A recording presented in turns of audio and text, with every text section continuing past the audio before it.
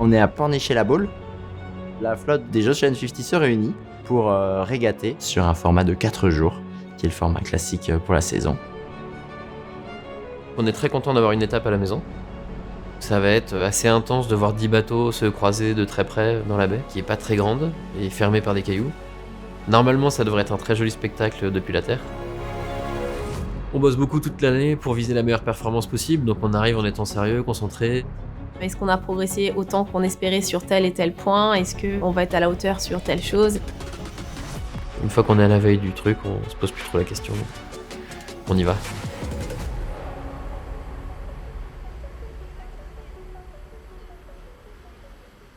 My name is Kevin Block. I'm a Formula One driver. Victory is the only option. I want to make my dad proud of me. On l'a fait en anglais, non? Ouais, bien sûr. Ça sera mieux, hein? Ouais. Je serai moins stressé. Ok. Action. Bonjour tout le monde. Bienvenue à cet acte 2 de Pornichet-la-Baule. Là, c'est le deuxième Grand Prix. Il y a déjà eu pas mal de confrontations. Il y avait 9 bateaux à Saint-Malo. Là, il y aura 10 bateaux, avec évidemment des équipages qui ont, j'imagine, appris beaucoup de choses à Saint-Malo, qui se sont bien rodés, etc. Nous aussi. On a 10-15 nœuds qui sont annoncés avec... C'est assez marqué pour l'instant. Les équipes avec le plus d'expérience ont aussi les bateaux les plus récents. Et après, on a les autres bateaux un peu plus anciens et avec des équipes un peu moins aguerries. Et nous, Intervest, on est nouveaux arrivants dans le circuit et donc on a beaucoup à apprendre. L'idée, évidemment, c'est de faire une course en flotte. Après, on est conscient qu'il y a un enjeu sécu qui est important et que vos machines vont quand même à des vitesses et ont des accélérations assez brutales. Moi, j'ai sur mes épaules le poids de l'engagement de tous les gens qui sont derrière moi. On essaye de partir au plus vite. Et ça, c'est vraiment pas rien, parce que c'est des gens avec qui on a une relation très forte. Je parle évidemment des sponsors.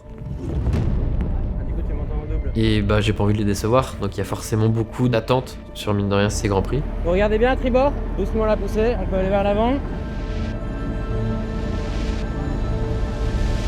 On y va assez détendu, etc., parce que c'est notre stratégie. Le message que je veux donner à l'équipe, c'est qu'il faut y aller détendu, il faut se faire confiance, il faut être calme et avec du détachement. Pour moi, c'est la meilleure façon de performer. Moi, au fond de moi, j'ai toujours quand même ce stress de bien faire les choses. Parce qu'il faut économiser l'équipe, économiser les sous et le temps, pour que la fin de saison, qui est encore énorme, se passe bien, quoi. Je pense vraiment se dire des trucs super simples. Et voilà, et après Mathilde, faut dérouler ton jeu de faire confiance. Et si on se plante, on en a rien à foutre. Ok, c'est tout. Après, si on rigole, on va gagner. Je compare souvent au moment où on rentre sur un terrain de rugby, On va abattre par là et on déroulera de G1. où au rugby, il y a tout un process de on s'échauffe dans les vestiaires, puis on se monte un peu la tête aussi. Quand on sort des vestiaires, on est gonflé et le torse bombé, quoi. Ça m'a beaucoup marqué le moment où t'arrives en courant sur le terrain. Si t'as peur, ben, t'y arriveras pas, quoi. Tu peux pas faire un match de rugby en ayant peur. Je pense sur les lignes de départ, c'est pareil. Faut être bien concentré, mais faire ce qu'on sait faire et ne pas avoir peur des autres. Si je suis en position de force, ben, faut pas hésiter à Ok, appuyer. top, comme ça, tout droit. Tu vas le voir sortir. Ouais, je le vois. Ok, on est prêt à relancer. On a envie juste de faire les choses proprement, simplement. Bien sûr, on essaiera d'être les plus rapides sur l'eau. 2 minutes du signal d'avertissement. Le Grand Prix, c'est une régate avec plusieurs manches. Ça, c'est des parcours entre 3 bouées, donc des parcours qui durent environ 1 heure. On part de sous le vent et on veut essayer de remonter vers le vent. Du coup, on va positionner une ligne de départ. Le bateau comité va nous donner un timing de 5 minutes. On veut, au top départ, à la fin de ces 5 minutes, être le plus près possible de la ligne, vitesse maximale. Hop, pour lancer le plus rapidement possible, pour entrer dans le parcours. Ce qu'on veut pas, c'est que Apoun il passe devant nous, par exemple, Mathieu.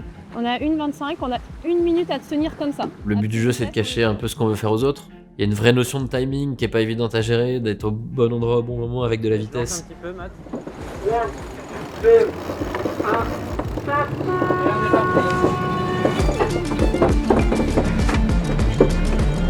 Chaque bateau va à peu près à 20 nœuds, donc ça fait des croisements qui sont à 40 nœuds finalement. Et 40 nœuds, c'est 80 km/h. Il a viré dessous, toi. Un choc à cette vitesse-là serait fatal pour le bateau. Ok, je relance un peu derrière les bateaux. Je pense que c'est ça qui fait que ça reste des courses super spectaculaires, On quoi. peut border un peu la grande voile. En général, on prend tous le départ ensemble, les routes sont divergentes et là-haut, toutes les routes se resserrent parce que tous les bateaux veulent aller entre ces deux bouées-là, ce côté-là ou de ce côté-là. Ok, tu peux faire rapide en visant ta bouée, Mathieu, on lui marche dessus là, Primo. Si tu peux plus passer, je vais me faire traiter.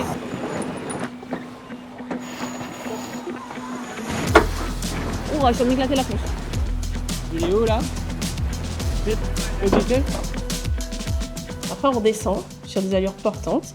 Clac, clac, clac, clac, clac. On fait le chemin qu'on veut, pareil. Et on retourne dans la ligne de départ. On enroule les portes. On remonte au pré. Clac, clac, clac. Deuxième tour, on redescend. Et la ligne d'arrivée. Voilà, on a pris le marque. Ah oui. Mais c'était pas mal, hein. Ouais, non, mais en speed ça va, mais on a fait quand même des belles boulettes. On a fait 2-3 boulettes. Je sais pas si on vous a dit, mais on n'a pas de grande génac. Ça, c'est une plus petite voile qu'on a devant. Sinon, habituellement, on est premier tout le temps, mais.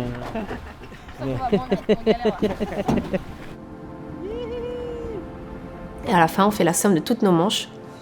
On met tout dans la moulinette et c'est une addition. Celui qui a le plus de points qui a gagné l'épreuve. L'ensemble de ces 6 manches compte pour un coef 1 et l'offshore de 24 heures compte pour un coef 2. Donc en général, ça se joue beaucoup sur la fin, oui. Ça, c'est le propre de la course au large. Tant que t'as pas franchi la ligne, c'est jamais fini. Est-ce que vous voulez parler un petit peu de la manche ou des trucs calés ou... Et ensuite, on se réunit pour débriefer de la journée, voilà, revenir un peu sur ce qui s'est bien passé, ce qui s'est mal passé. On va pas tout réinventer en un jour, par contre, on peut se trouver 2-3 petits trucs qu'on a envie d'améliorer, qu'on n'a pas réussi à se dire sur l'eau, qu'on n'a pas eu le temps. Et on fait ce qu'on appelle la job list, donc toutes les petites choses qu'on veut modifier pour le lendemain, on les liste et on se les répartit. Et Alan. C'est même poncé au 1000 et tout, je veux dire, c'est de la peau de bébé là.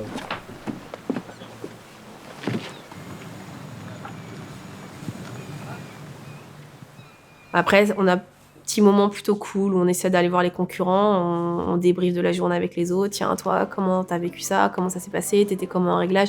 Cet petit moment d'échange dans le village, après, on boit une bière tous ensemble. C'est souvent là où on récupère des infos aussi.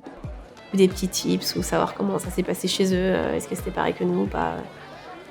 On sait qu'avec certains, on peut aller demander des infos, avec d'autres, moins. Ou alors on n'ose pas, tout simplement. De temps en temps, on n'a pas forcément de réponse, normal, parce que c'est aussi la compétition. En fait, on est tous concurrents, mais la classe, c'est nous, quoi. Et on a tous, en fait, un objectif commun qui est que cette classe vive bien. À terre, on est tous dans le même bateau. Oh, c'est beau ça. Ça m'est venu comme ça. Il y a, mine de rien, tout un aspect humain qui rentre en jeu. Nous, notre équipe, on n'est pas si compliqué que ça à gérer. On n'a pas de caractériel, on n'a pas des gens qui vont péter des câbles. On s'entend vraiment bien. Sur ce bateau, la communication est extrêmement importante et la synchronisation de ces 5 membres d'équipage est primordiale parce qu'une mauvaise action d'un des membres nous fait perdre des places quasi instantanément et ou amène des gros problèmes techniques sur le bateau parce qu'on casse du matériel très très vite. J'ai pas envie de partir premier au vent, j'ai plutôt un... Il y a le poste numéro 1, donc c'est la personne qui est à l'avant du bateau, qui gère toute la partie avant du bateau. On aime bien que le numéro 1 soit aussi le tacticien. La tactique, en tout cas, le placement des adversaires, les croisements. On va jiber, j'aimerais bien coller sous les filles. Après, on rentre un peu dans le cockpit, donc l'endroit où toutes les manœuvres se passent. Et là, on a 3 personnes. On a un piano, donc une personne qui va gérer vraiment les boots et charger les boots sur les winches.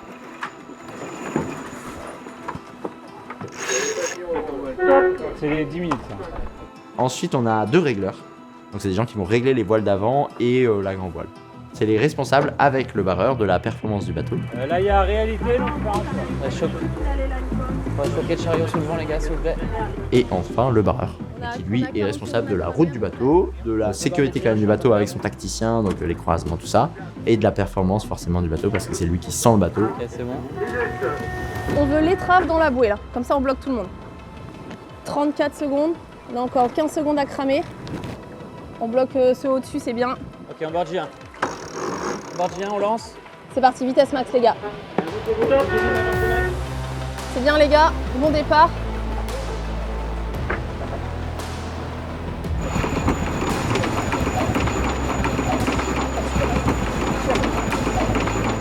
Je vais mettre de l'angle Mathieu, on est en avance.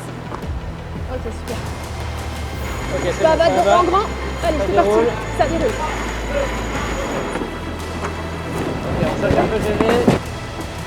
Ok, belle manœuvre sur Thibaut, ce qu'on a fait là. Ok. Dérive après. On va pouvoir Bon, prendre de la dans rode. 5, 4, 3, 2, 1. Vas-y, avant grand, Vas-y, maintenant. avant. Maintenant. Avant. Ok, bien joué les gars, on coupe avant tous les yeux, super. On a gagné, non? On a gagné? Ouais. Matt. Bon, bien joué les gars, c'est bien. Par contre, on a progressé. C'est plus On a clair. fait un beau départ. Ouais, franchement.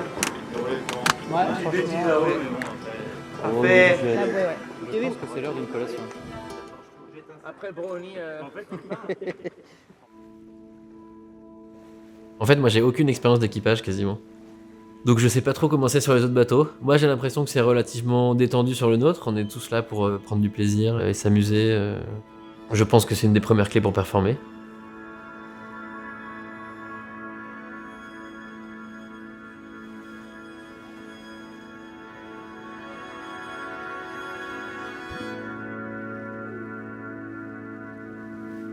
J'ai un peu envie de parler d'amis ou de famille, tu vois, je me sens toujours un peu en famille, quoi. Dans ces moments, en plus là, on a le 4/5e de l'équipage qui sont les permanents de l'équipe, donc on est plutôt une bande d'amis qui sont concentrés vers un objectif commun.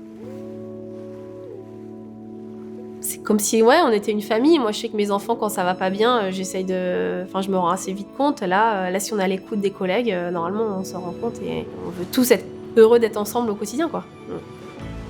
On se connaît tous, mais on n'est pas encore au point de faire des manœuvres sans parler. Notre force, je pense que c'est qu'on reste plutôt calme. Rester calme sur ce bateau, je pense que c'est un des vecteurs de la performance. Puis encore une fois, ce qui est vraiment important, c'est ce plaisir qu'on a à progresser et à naviguer ensemble.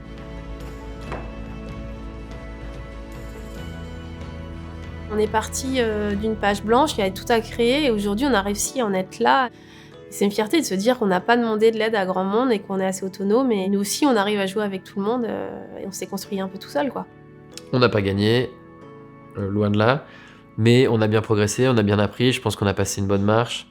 C'était super intéressant, on est allé, on a régaté, on est revenu avec un bateau intact, on n'a rien cassé, etc. C'est aussi super important pour que la fin de saison, qui est encore énorme, se passe bien, quoi.